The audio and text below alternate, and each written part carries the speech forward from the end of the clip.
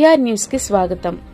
ఉలవపాడు మండలం ఉలవపాడ పట్టణంలోని ఉన్న వైఎస్ఆర్ విగ్రహం వద్ద మాజీ ముఖ్యమంత్రి వర్యులు వైఎస్ఆర్ కాంగ్రెస్ పార్టీ అధినేత, సంక్షేమ పథకాల రథసారథి, జనహృదయ నేత వైఎస్ జగన్మోహన్ రెడ్డి గారి జన్మదిన వేడుకలు మండల పార్టీ ఆధ్వర్యంలో ఘనంగా నిర్వహించారు.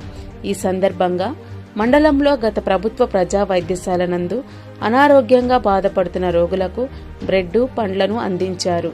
ఇందులో భాగంగా ఉలవపాడు మండలంలోని అలగాయపాలెం గ్రామంలో మాజీ సీఎం జగన్మోహన్ రెడ్డి జన్మదిన వేడుకలను ఘనంగా నిర్వహించారు. అదేవిధంగా మండలంలోని అన్ని గ్రామాలలో వైఎస్ జగన్మోహన్ రెడ్డి జన్మదిన వేడుకలను ఘనంగా నిర్వహించారు.